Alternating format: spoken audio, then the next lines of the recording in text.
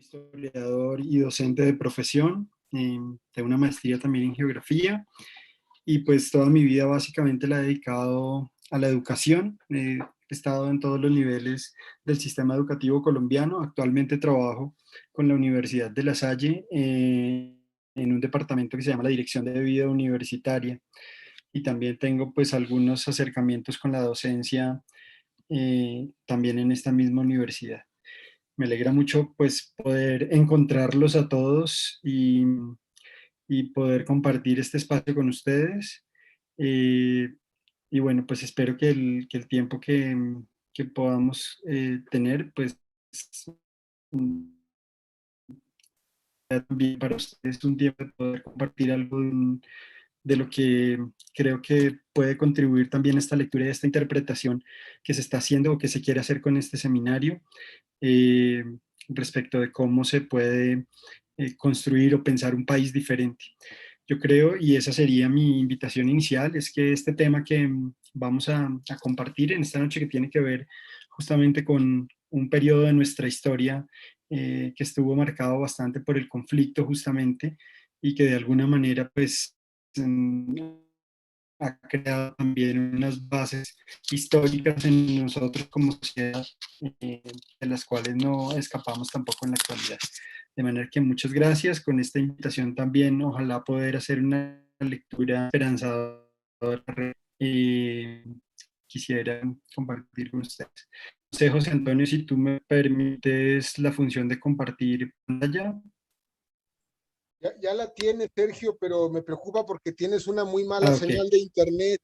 Si nos puedes enviar la presentación para que la proyectemos nosotros, porque se va a caer, tienes una señal muy baja de internet y se va a caer la señal. No sé si la Ok. llegaste, como te lo pedimos, si la llegaste a enviar la presentación antes o si me la puedes enviar en este momento, porque no va a aguantar tu señal. Tu Ok, ancho de banda es muy bajo. déjame ver si puedo lograr conseguir una mejor señal, por favor.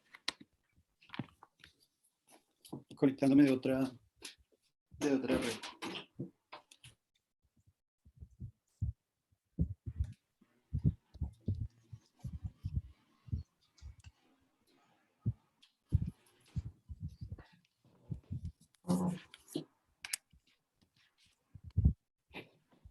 Bien, no sé si aquí mejora un poco el tema de la señal. Pues veamos, sigue apareciendo una señal muy baja, pero veamos cómo te va en la presentación. Perfecto, bien, muchas gracias. Bien, quisiera empezar con ustedes compartiendo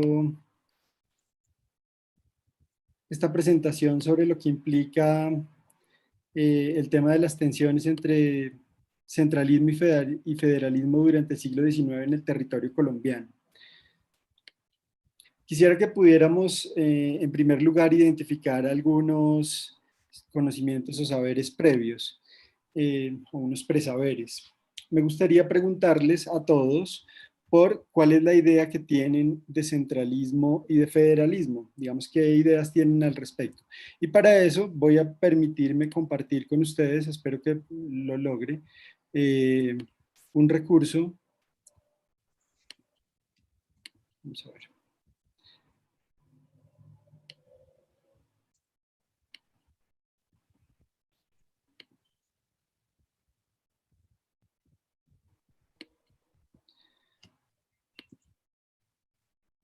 Estoy copiando en el portapapeles en el chat, perdón, de nuestra conversación.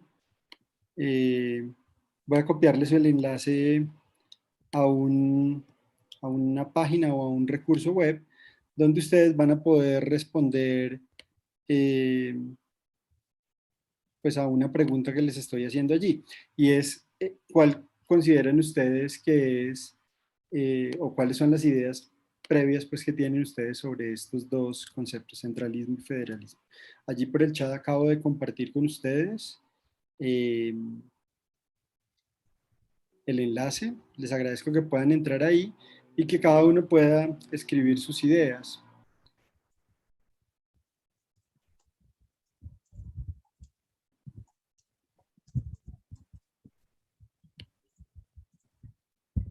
Esta es función que nos permite compartir en directo las impresiones o las ideas que ustedes van teniendo. Estarían apareciendo en algún momento en este Padlet que estamos creando. Veo que alguien está diciendo que no les llega todavía el enlace. Voy a volver a compartirlo.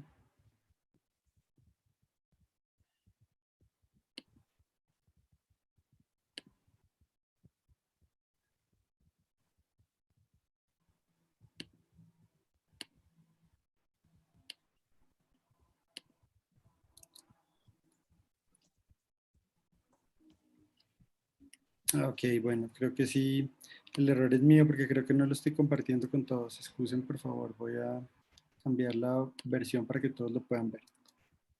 Ya, ahora creo que sí está con todos compartido. Ok, muchas gracias. Entonces, la pregunta que aparece allí, como ustedes pueden ver, es ¿qué ideas tengo yo sobre el federalismo y el centralismo como procesos político-administrativos?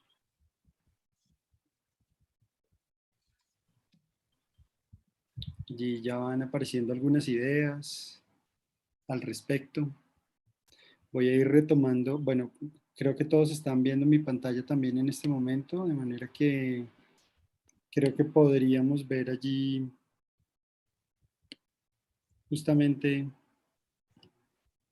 las respuestas que algunos de ustedes van poniendo. Voy a ir leyendo algunas de ellas.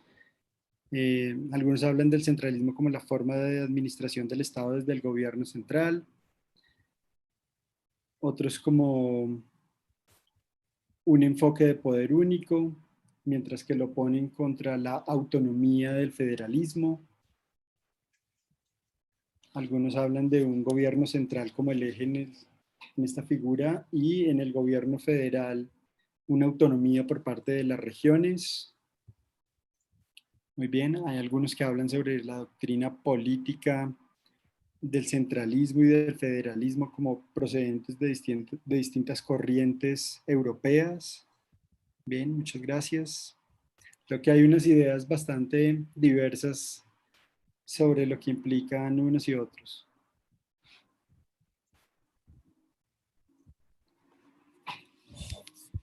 Bien, allí van surgiendo algunas ideas también sobre el centralismo como el poder que recae solamente en unas entidades reducidas y no en unas entidades compartidas. Muy bien.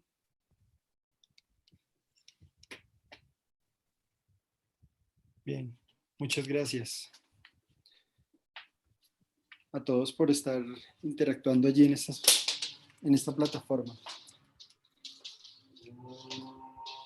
Bien, veo que la mayoría de ustedes tiene unos conocimientos generales sobre el tema, lo cual lo hace muy interesante porque de entrada también ya nos plantea otra perspectiva para el análisis, ¿no?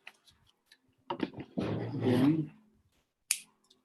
La mayoría de las intervenciones hasta el momento coinciden un poco en afirmar de ambos sistemas como sistemas político-administrativos, cuya diferencia radica en el nivel de autonomía o no que tienen algunos territorios en el Estado para ejercer las funciones político-administrativas.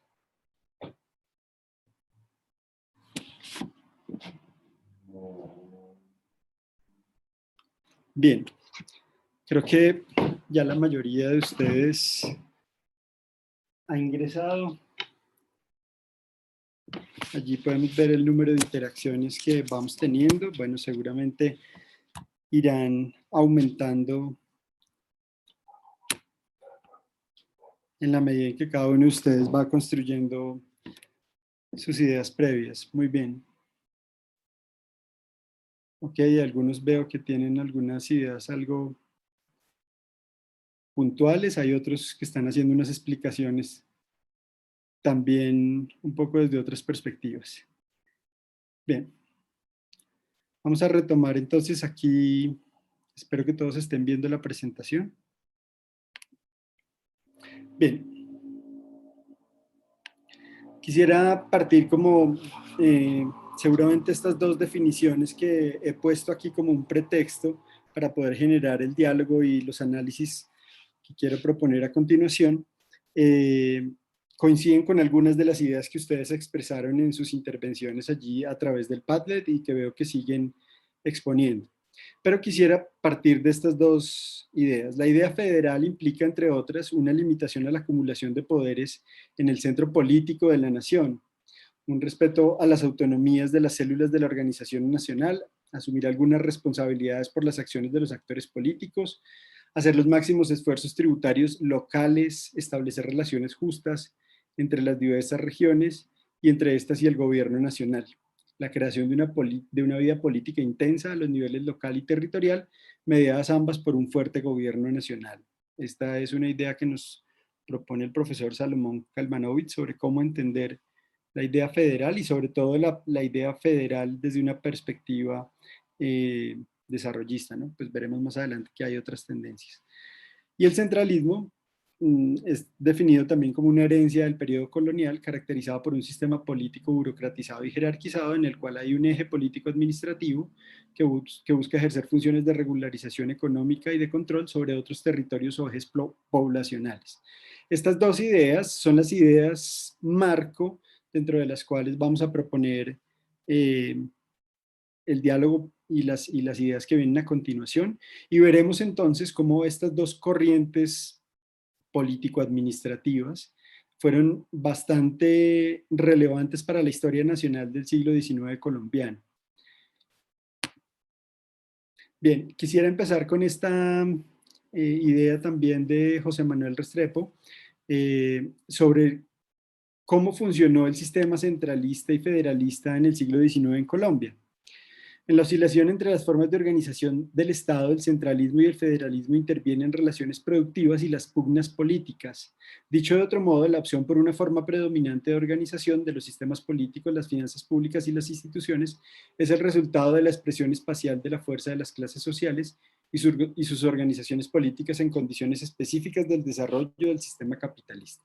Esto es importante tenerlo en cuenta porque estamos hablando del siglo XIX y el siglo XIX en términos globales representa para nosotros el siglo de la expansión del sistema capitalista como un sistema económico. Y esto pues también como fruto del largo proceso que venía gestándose en los países europeos, de los cuales la mayoría de los territorios americanos, incluido Colombia, pues hacíamos parte justamente de esos regímenes, y todas las afectaciones que vivieron los países europeos tuvieron repercusiones también sobre las colonias en América. Una, y quizá la más importante, pues fue esta, la expansión de las ideas liberales en el orden económico, lo cual hizo también que los sistemas político-administrativos de las colonias pues se vieran afectados por esto, lo cual veremos un poco más adelante. Bien, vamos a dar un poco algo de contexto sobre lo que implicaba el siglo XIX para Colombia, o lo que implicaba la población colombiana durante el siglo XIX. Digamos que en ese último periodo de la colonia o de la ocupación española en América, recordemos que allí había habido un cambio también un poco en la corriente política de la corona española, y las reformas borbónicas de finales del siglo XVIII le dieron un tinte que buscaba un poco como acercar a las colonias justamente al régimen de la corona, que habían permanecido, digamos, tan ausentes durante todo el periodo colonial. Y una de las principales reformas borbónicas fue justamente la de poder organizar el territorio y poder medir el territorio y poder sobre todo contar a la población. Por eso los censos se vuelven tan importantes o se vuelven una estrategia importante dentro de estas reformas borbónicas de finales del siglo XVIII, porque básicamente lo que querían era hacer una caracterización general de la población que les permitiera justamente a los gobernantes de la corona en América pues primero tener una claridad sobre el panorama del pueblo sobre el cual estaban gobernando, pero también de las oportunidades que ofrecían los recursos en ese territorio dentro de ese nuevo sistema capitalista que a nivel mundial se había empezado ya a instalar. En 1825 fue posible hacer el empadronamiento de la población, digamos que en el siglo XIX y luego de pasado como este periodo eh, de la reconquista también española y de la posterior o el posterior proceso de independencia de las naciones americanas, el primer también objetivo de los gobiernos es volver a retomar esas políticas borbonas para poder tener justamente un control de la población.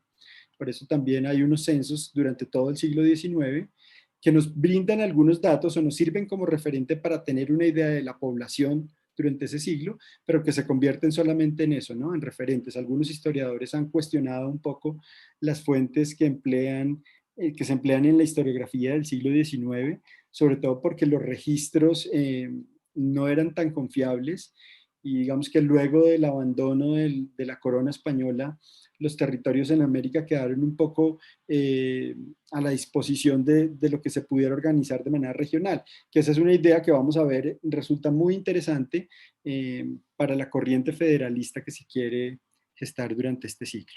Sin embargo, esos datos, aunque poco confiables, por la poca eficacia que tenía la administración del Estado durante los primeros años de la República, nos permiten tener de alguna manera algunos indicios de cómo era la población del siglo XIX.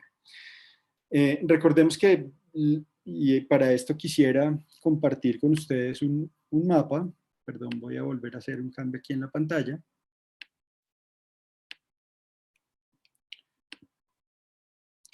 Este es un mapa de 1851, de mediados del siglo XIX. Aquí ya habíamos pasado por el proceso de separación de Venezuela y de los territorios del sur, de Ecuador, de la provincia de Quito, y estábamos constituidos como el territorio de la Nueva Granada. Hay que mencionar que la mayoría de la población estaba concentrada en el eje central que marcan las tres cordilleras que atraviesan el país, ¿no? Para quienes de pronto son extranjeros y que veo que hay también algunas personas de otros países, la geografía colombiana, digamos que está marcada fuertemente por la presencia de la cordillera de los Andes, que desde el sur del país se ramifica en tres vertientes, la vertiente oriental, central y occidental, las tres ramificaciones, y que básicamente marcan un poco la distribución geográfica también del país, haciendo de estas las zonas altas, lo cual se diferencia de las zonas bajas que están ubicadas en las dos costas, sobre todo en la costa atlántica, y en los territorios que hoy llamamos como la Amazonía colombiana y los llanos orientales del país. Básicamente esa era la conformación territorial que teníamos, pero para el siglo XIX la mayoría de la población reportada en estos censos era población dispersa. Las concentraciones de población más altas se encontraban en las altiplanicies de esta cordillera, especialmente en las regiones de Cundinamarca, Boyacá, Santander y Nariño hacia el sur, algo también en Huila, y el resto de las zonas que se consideraban como zonas bajas de la República, pues básicamente que habían mantenido un poco la distancia de ese control que se ejercía en el eje central del territorio. La mayoría de las personas del siglo XIX estaban dedicados a actividades extractivas y muchos de ellos pues se dedicaban a la agricultura. La mayoría de censos de población, tanto nacionales como luego los que se harán a nivel regional o a nivel local en los diversos estados, pues hablan de una población mayoritariamente agrícola con unas dificultades sanitarias bastante amplias. Pensemos, por ejemplo, que para 1882, y ya estamos hablando de finales de siglo, en centros poblados como Bogotá, por ejemplo, había epidemias como las de las viruelas. De manera que era muy difícil que esta población tan dispersa pudiera acceder a algunos beneficios que aún también eran limitados en las ciudades o centros poblados, ¿no? El censo, por ejemplo, de 1870 registra 675 médicos en todo el país. Pensemos un poco en las dificultades que eso creaba también pues, para la construcción de nación y el intento de país que se estaba logrando. En cuanto al sector educativo, pues las escuelas funcionaron básicamente en estos núcleos urbanos de los que acabamos de hablar y la educación no llegaba a la mayoría del país. Las tasas de analfabetismo superaban casi que el 80% de la población, eh, que estaba distribuida sobre todo en estas zonas dispersas de las que hemos hablado.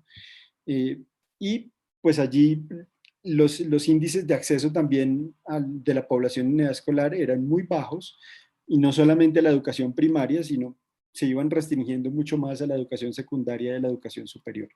Aquí quiero hacer un paréntesis para hablar de una idea que dentro de la historiografía es bastante relevante. Eh, Sobre todo por la corriente historiográfica francesa que tuvo tanta incidencia en los historiadores de la nueva historia colombiana. Y es la idea de la larga duración. Los procesos históricos generalmente son leídos en unas ciertas escalas temporales, y algunos historiadores como Fernand Braudel, de esta corriente historiográfica francesa, hablan de algunos procesos que se pueden seguir en la larga duración, y son básicamente como algunos expresiones del orden histórico y cultural que uno puede rastrear en el tiempo en una sociedad. Y esta idea quiero dejarla también pues en la palestra de la exposición, porque me parece que vamos a encontrarnos con algunas situaciones a lo largo del siglo XIX colombiano, eh, que también podríamos encontrar luego en el siglo XX, ¿no?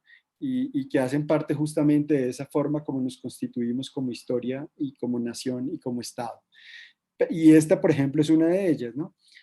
Claro, con unas proporciones que se han invertido, digamos, la tasa de alfabetización de nuestro país, pues hoy es muy alta, yo diría que casi cercana al 98% de la población. Mm, Pero si uno lo mira y si uno hace la escala, por ejemplo, en sectores puntuales de nuestro país, pues vamos a encontrar todavía unas altas diferencias en las posibilidades de alfabetización de la población. De manera que este, por ejemplo, es un rasgo que uno podría catalogar como un hecho de la larga duración, y es esas inequidades en el acceso a la educación. La mayoría de las habilidades necesarias entonces se transmitían de manera informal. Aquí hay algunos datos, por ejemplo, sobre la educación secundaria también. Para mitad del siglo había solo 954 estudiantes en todo el país de secundaria. De ellos 591 eran seminaristas y 747 universitarios, por ejemplo. Eh, y esto crea un panorama que va a ser muy importante para entender esa oscilación que se produce entre el centralismo y el federalismo a lo largo de todo el siglo, y lo que llamamos pues esas tensiones entre uno y otro sistema político-administrativo. Y básicamente es porque el poder colonial, como lo veremos ahora, se había concentrado en un modelo centralista, pero el funcionamiento de ese modelo había adaptado más bien unas formas de aceptación o no del modelo dentro de los territorios que componían el país para ese momento. Entonces, ahorita vamos a ver un ejemplo de esto, pero la geografía tan dispersa que tenemos o que producían justamente estas condiciones de la geografía de nuestro país, hacía difícil, por ejemplo, la comunicación entre unas regiones y otras. Por eso, varios historiadores del siglo XIX hablan justamente de un país aislado por regiones o de un país en islas. Si uno mira también, por ejemplo, en la larga duración, puede entender que ese sigue siendo otro rasgo característico de nuestro país, y es que pese a que ha habido muchos intentos en estos 200 y poco más años de historia que tenemos como país, las diferencias regionales son bien persistentes, y de alguna manera eso también podría ser un elemento que a veces nos ha podido dificultar crear canales de diálogo y de acercamiento. Pero bueno, eso sería un tema que tendríamos que analizar seguramente con más detalle. Sin embargo, basta aquí decir que el panorama general que estamos proponiendo para el contexto del siglo XIX, pues habla de unos territorios que están más o menos conectados unos con otros por intercambios comerciales en circuitos económicos muy cortos y que permiten el intercambio de materias y el abastecimiento de productos entre una región y otra, pero un comercio nacional es muy difícil encontrarlo y como veremos ahora, pues esto hizo también, o esto tuvo algunas incidencias sobre el tipo de modelo de país que se quiso crear a partir de la organización político-administrativa. En términos de comunicación, el río Magdalena era el eje central de las comunicaciones en todo el país y esto voy a volver una vez más al mapa para indicarlo y señalar un poco por qué la importancia del río Magdalena. Recordemos que el río Magdalena nace al sur, casi que donde la cordillera de los Andes se ramifica, allí en el nudo de los Pastos, y crea todo un valle entre las cordilleras oriental y central, y pues también pues todas las cuencas que se derivan de allí, la cuenca del Cauca, por ejemplo, que está entre las cordilleras central y occidental, crean un canal de comunicación entre la mayoría de las zonas que para el siglo XIX pues concentraban las poblaciones en el país. Entonces el río Magdalena, que nace ahí al sur y que va a atravesar, insisto, por este valle, estos valles interandinos, hasta desembocar en Bocas de Ceniza, en el norte del país, allí en los puertos del norte, primero en Cartagena y luego en Barranquilla. Entonces, esta centralidad del río Magdalena como un eje de desarrollo de las comunicaciones va a ser muy importante porque va a ayudar a entender un poco esas dinámicas de las economías nacionales y regionales, que luego van a ser uno de los argumentos también para pensar en asumir el sistema centralista o el sistema federalista como sistema de gobierno en el país.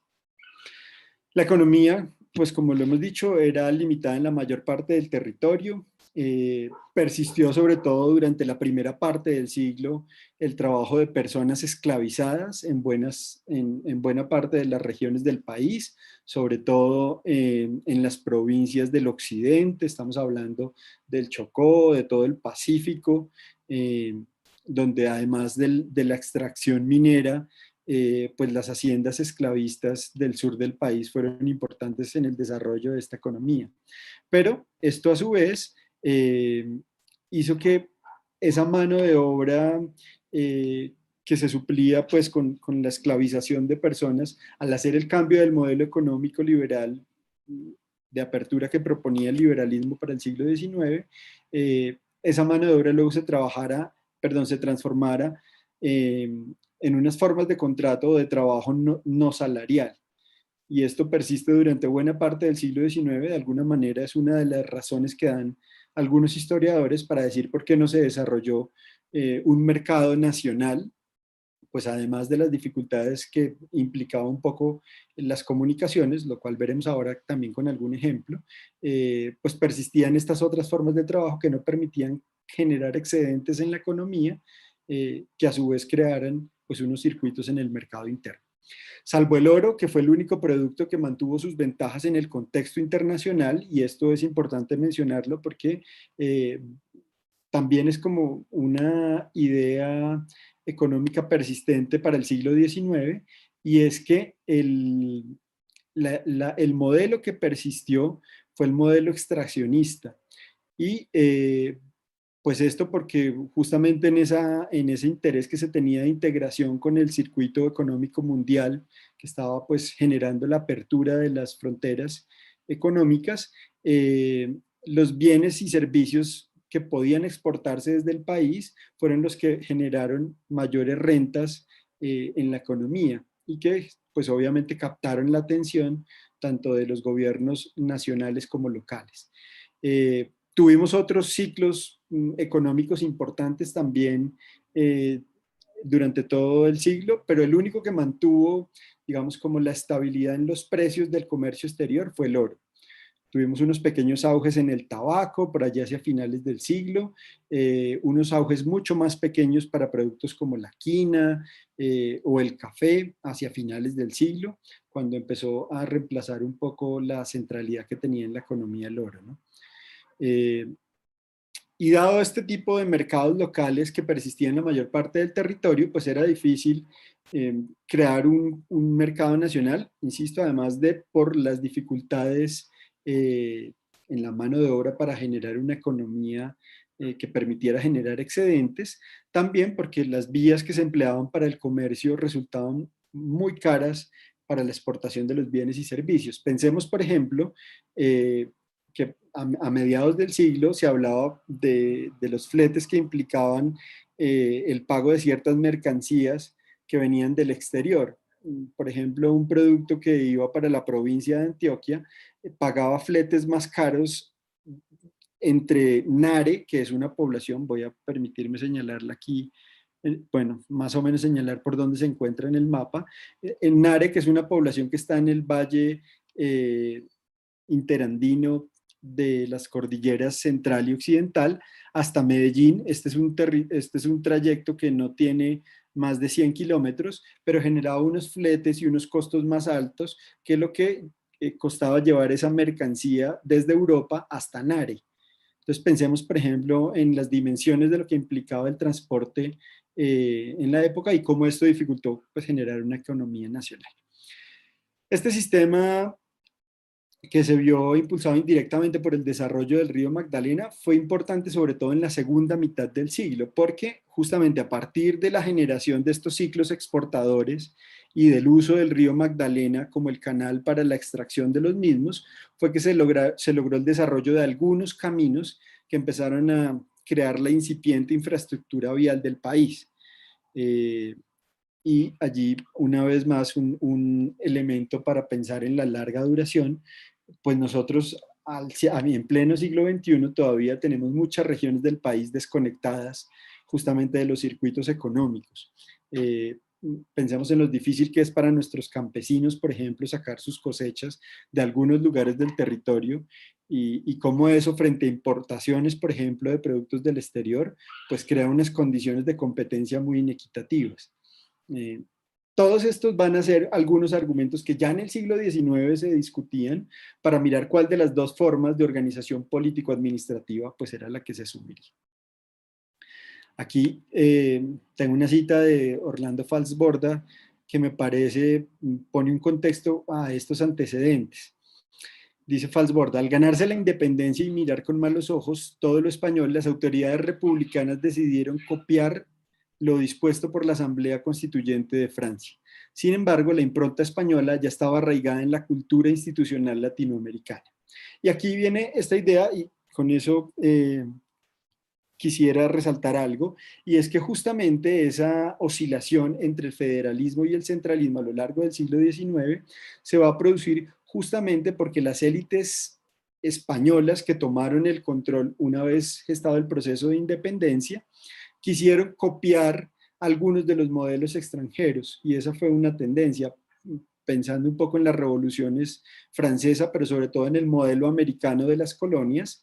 Eso llamó mucho la atención a nuestros, digamos, a los independentistas que asumieron el control del territorio y quisieron justamente pues copiar ese modelo, el modelo que había tenido un poco de éxito con la Constitución de 1787 en los Estados Unidos, pero sin tener en cuenta estas consideraciones de contexto, ¿no? Y es que no es lo mismo pensar en las 13 colonias que seguían de alguna manera manteniendo relaciones económicas con Inglaterra, a pesar de que tenían ya cierta autonomía administrativa y política, a pensar en las colonias americanas que habían roto toda relación con la corona española, en su mayoría por los procesos independentistas, y que eso había también roto pues, las relaciones comerciales que existían con España. Y digamos que aquí quisiera plantear entonces que una idea que me parece relevante, y es que la idea de un gobierno centralista estuvo arraigada durante toda la ocupación española, insisto, por el modelo que se creó justamente de distribución de poder, que estaba centrado en la corona española y que tenía algunas instituciones en América que eran representación de esa corona, pero que no le daban participación en el gobierno mismo del imperio español. Entonces pensemos, por ejemplo, en la figura de los virreyes. Los virreyes eran descritos en las colonias de América casi que como un alter ego del rey. Y tenían algunas funciones de poder en los territorios, pero básicamente que el poder político seguía estando concentrado en la corona como institución, más que en los virreinatos. Entonces, esa herencia española que llega hasta los albores pues, de la independencia es un poco una idea bastante arraigada en la población del país. De manera que, y encuentra resistencia, que lo vemos sobre todo en ese primer periodo en el que las colonias españolas declaran su independencia de América con las juntas independentistas en ese primer periodo, entre 1810 y 1819, para el caso colombiano. Pues básicamente allí lo que había era el interés de ganar cierta autonomía económica, pero muchas provincias no tenían el interés tampoco de romper con la corona absolutamente, solamente que luego digamos, del proceso de reconquista persiste la idea de la necesidad de un gobierno autónomo y unitario que le haga frente justamente a la reconquista española. Pero al principio los independentistas, digamos que se vieron más influenciados un poco por estas ideas norteamericanas y francesas, más orientadas hacia la distribución federalista.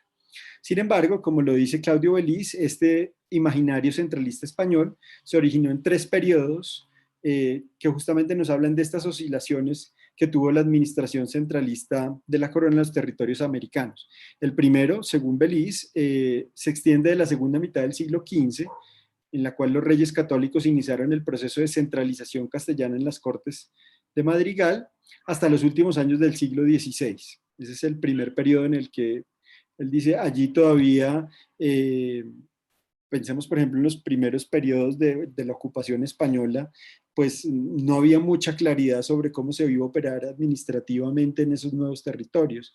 Y la corona mantuvo el monopolio durante mucho tiempo, un monopolio que luego tuvo que abrir también a los particulares, lo que permitió la migración también de más españoles a territorios americanos, y abrió de alguna manera las puertas también para que esa distribución del poder que estaba tan centrada en la colonia, en la corona, perdón, pudiera encontrar unas vías del orden económico y de participación de otros actores distintos.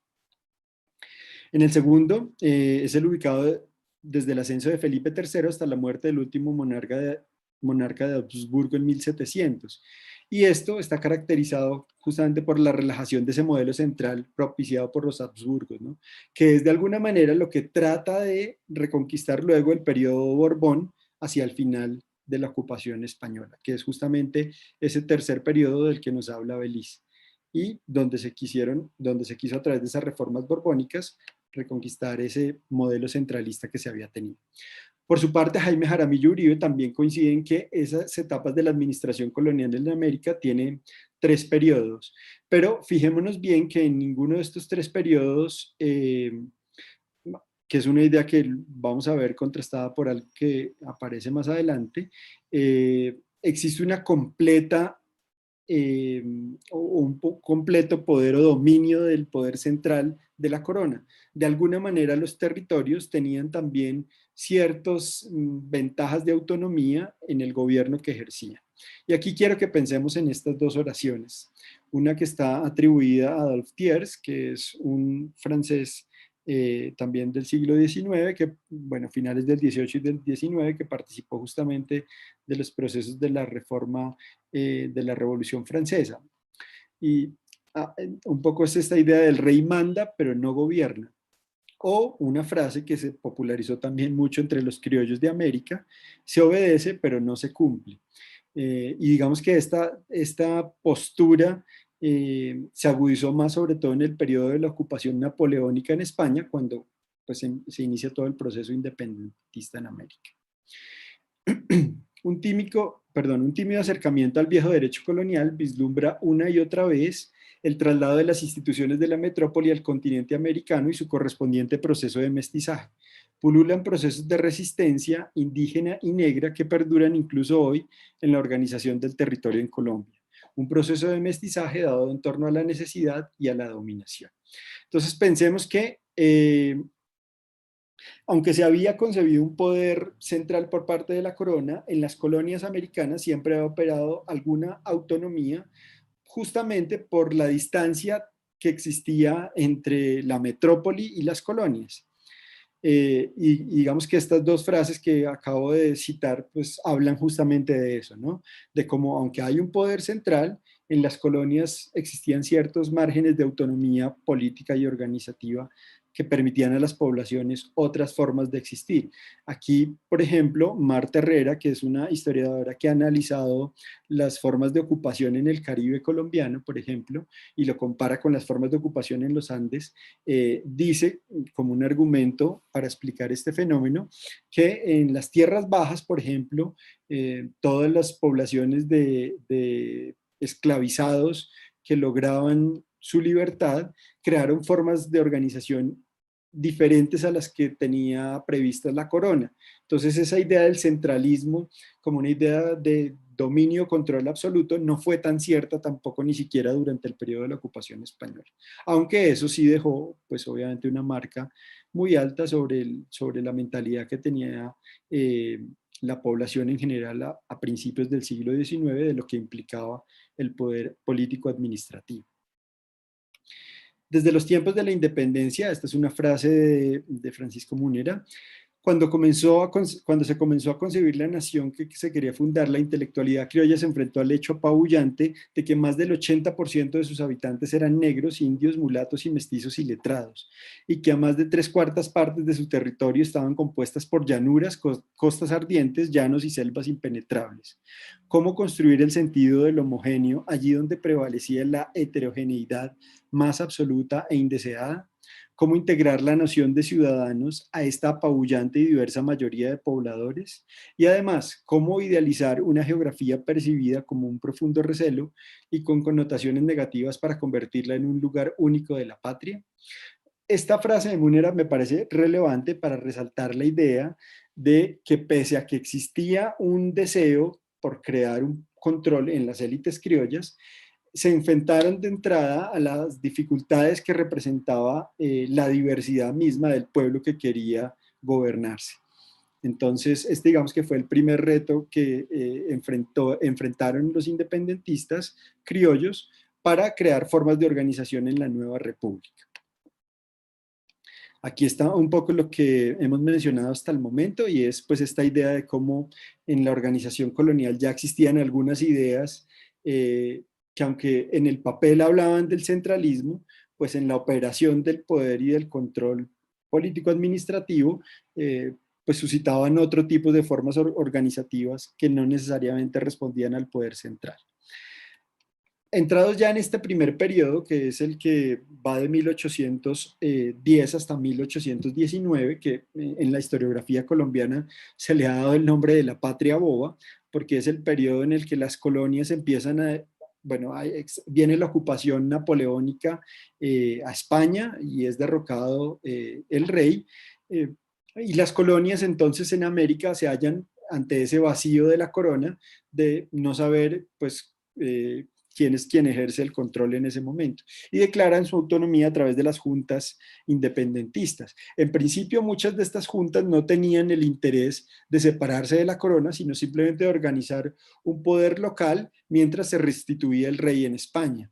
Pero con el paso del tiempo, algunos de los criollos vieron en esto también una oportunidad para lograr la independencia absoluta de España. Y el caso de Colombia, pues de los territorios de la Nueva Granada en ese momento, en 1811 Cartagena es quien declara por primera vez, bueno, previa a la declaración también de Monpós, pero Cartagena, digamos, lo hace relevante porque están declarando no solamente la independencia ni una junta organizativa, sino que están desconociendo la autoridad de la corona y de alguna manera lo que quieren es la separación total.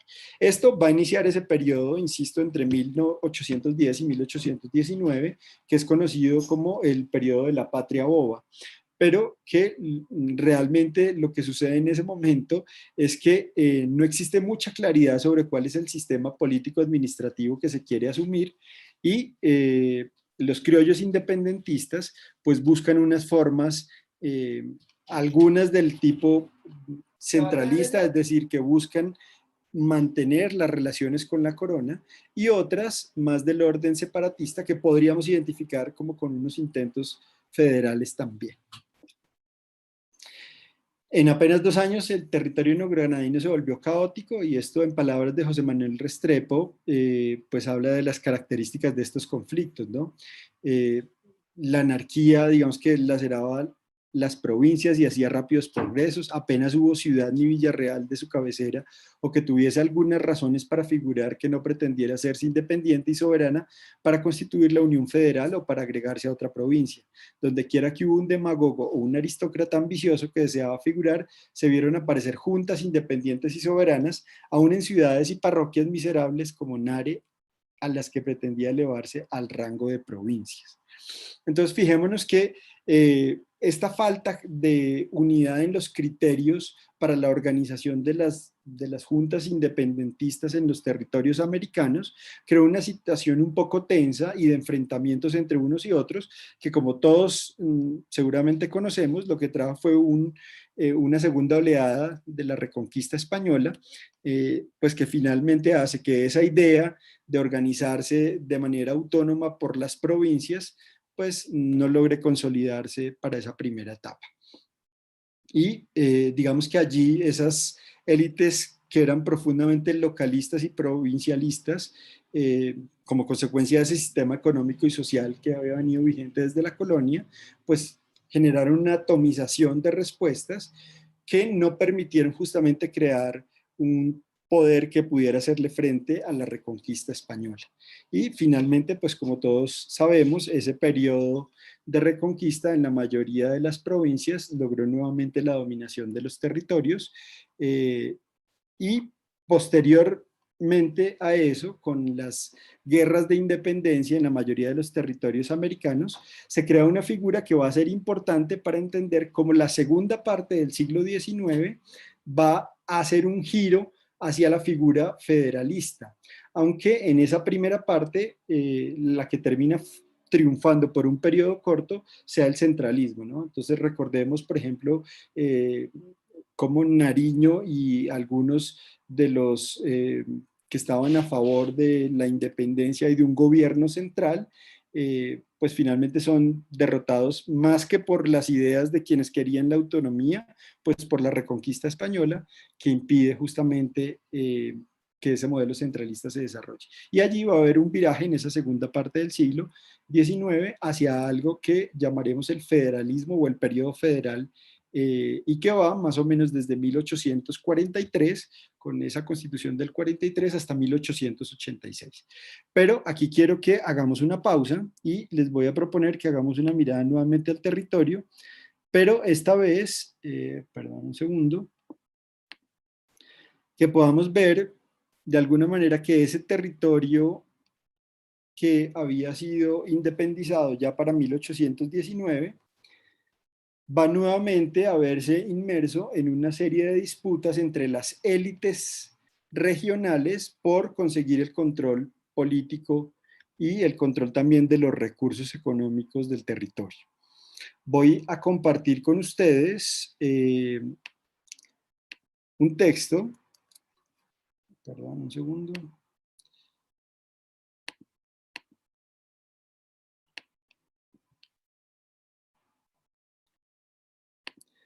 Quiero compartir con ustedes un texto. Vamos a ver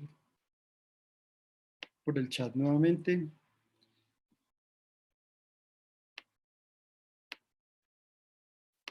Ok.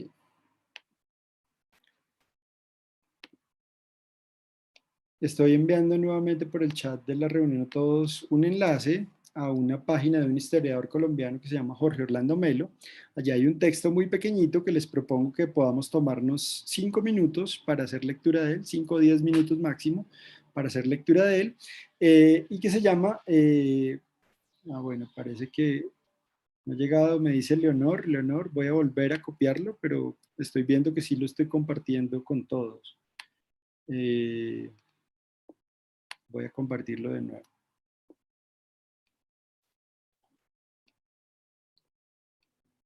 Ya, me dice Leonor que ya llegó, parece que ya. Muchas gracias por confirmarme allí en el chat. A Gabriela también y a Patricia. Entonces vamos a tomarnos 5 o 10 minuticos máximo para poder hacer una lectura de este texto, que me parece expone una idea de lo que va a representar ese segundo periodo que llamamos el periodo federal en Colombia, que va de 1843 a 1886. Allá hay un viraje hacia ese modelo político administrativo. Entonces, son las 9:07. ¿Les parece bien si sobre las 9:12 retomamos? Muchas gracias. Estimado Sergio, nada más para prever que tenemos que terminar todo 9:30. Sí, perfecto. Bien.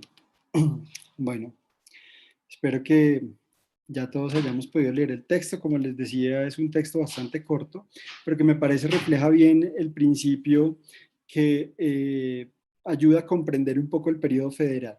Y es, recordemos que a lo largo habíamos empezado con ese contexto, y es que el país pues es un país geográficamente diverso, con una serie de regiones que geográficamente crean condiciones distintas, y eso en términos de establecer un comercio como nación, o incluso unas redes de relación entre unas regiones y otras, pues dificultó mucho justamente que ese modelo centralista pudiera ejecutarse a cabalidad en todos los territorios.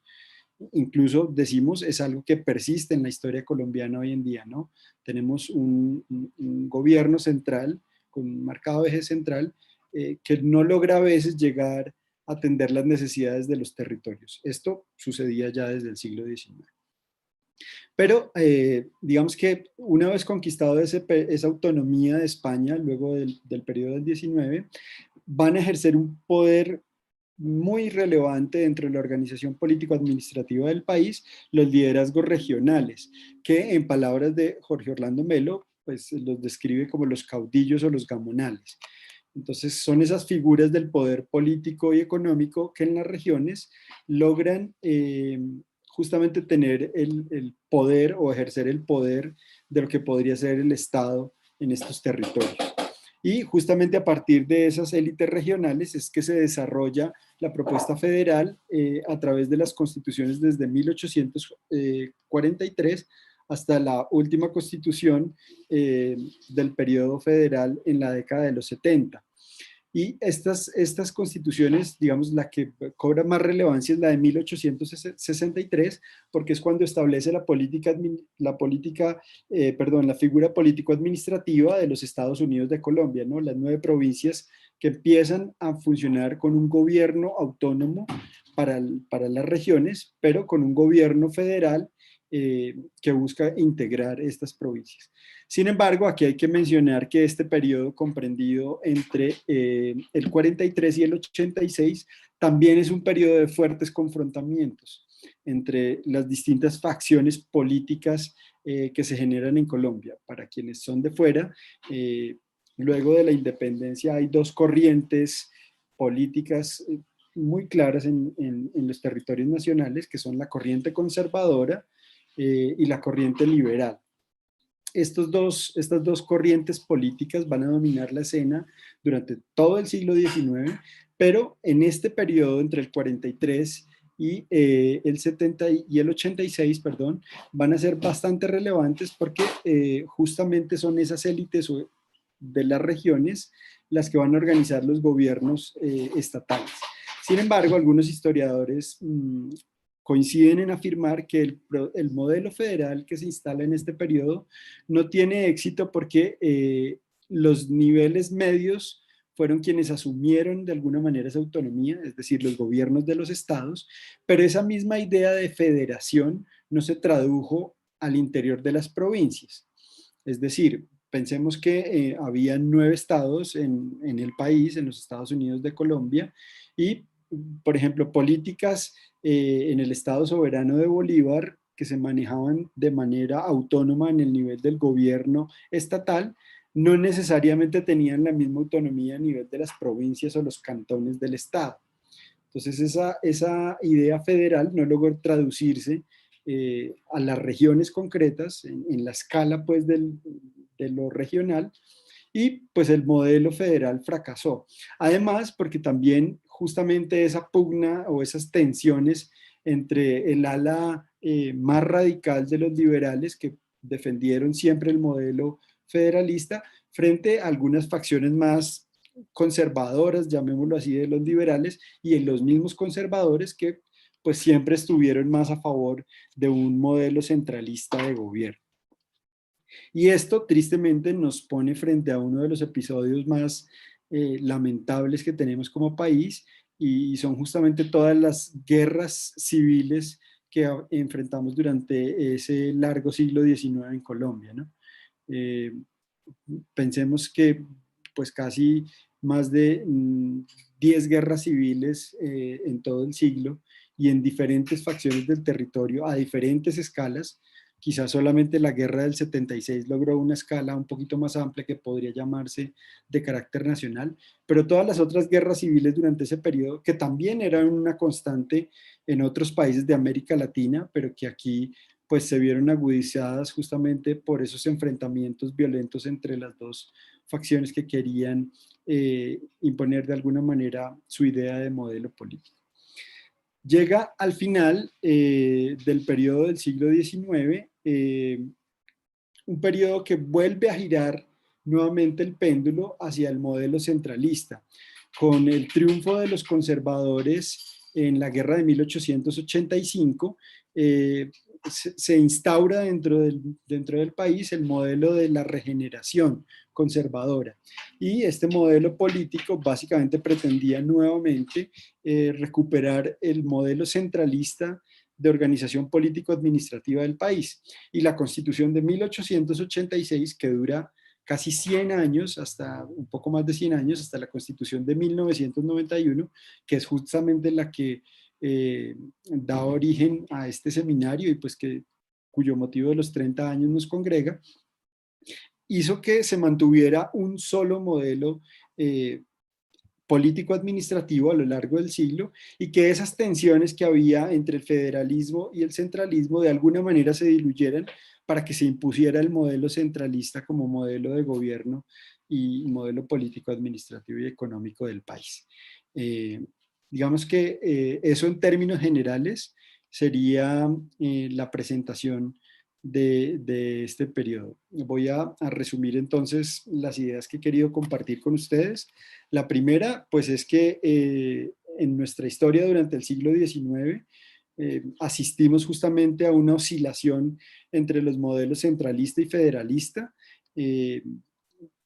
La primera parte, luego de la independencia, del modelo centralista fue el que se impuso, pero no prosperó mucho más allá de ese periodo que conocemos como la patria boba, justamente porque no hubo un poder aglutinador de los gobiernos que se habían instaurado en las provincias. Eso abre un segundo periodo, que es el periodo entre el 43 y el 86, que es el periodo que conocemos como el periodo federal, donde los gobiernos liberales de alguna manera van gestando con las sucesivas constituciones que tuvimos a lo largo de esos casi 40 años, un poco más, 50 años, fueron gestando justamente un modelo mucho más descentralizado, pero que no necesariamente operó con la descentralización que se quería. Se mantuvieron también algunos elementos centralizadores en el ejercicio del poder y del gobierno.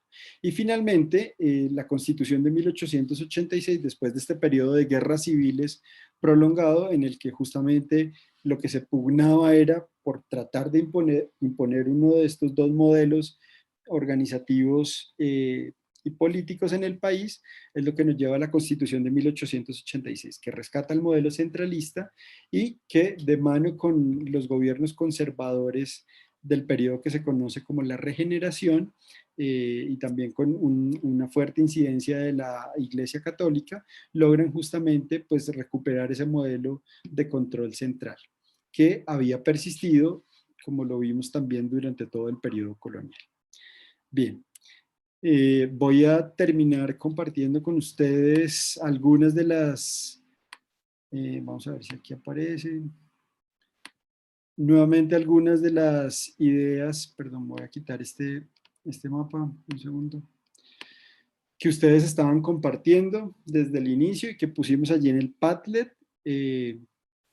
Pues bueno, esto para rescatar un poco justamente todas las saberes que seguramente todos nosotros traemos desde nuestra formación y que nos ayudan a pensar en un proyecto de nación diferente, ¿no?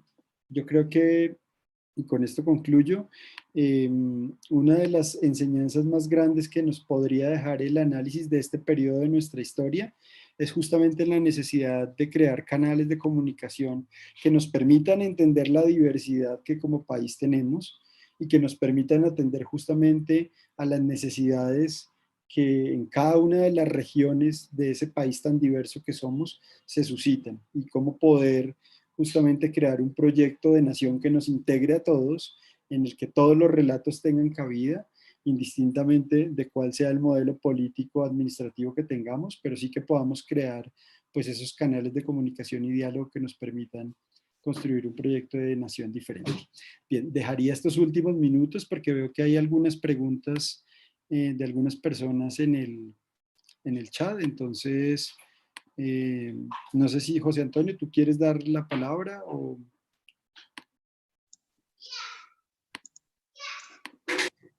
Profesor Sergio, muy buenas noches. Yo soy el padre Wilfran. Me recibo yo. Hola, padre, buenas noches. El codirector del seminario. Hoy tuve muy mala conexión, siempre conectado desde el celular, pero al final pude estar aquí escuchando atentamente su clase. Muy interesante. En nombre del Consejo Directivo, de nuestros obispos, presidentes del seminario, Monseñor Juan Carlos Cárdenas y Monseñor Pedro Salamanca, le agradecemos inmensamente este aporte a la formación de nuestros queridos estudiantes y a nuestra propia formación, porque definitivamente siempre nos ayuda a todos a volver al conocimiento histórico. Le agradecemos realmente inmensamente por cuestiones de tiempo. Vamos a terminar. De verdad ha sido muy interesante su aporte y la formación que nos ha dado sobre este periodo de nuestra historia de Colombia. Dios lo bendiga, profesor. Muchas bendiciones y un abrazo. Padre, muchas gracias. Voy a dejar en el chat mi dirección de correo electrónico para que las personas que tenían de pronto algunas inquietudes, con muchísimo gusto yo las puedo resolver también por allí, por esa vía.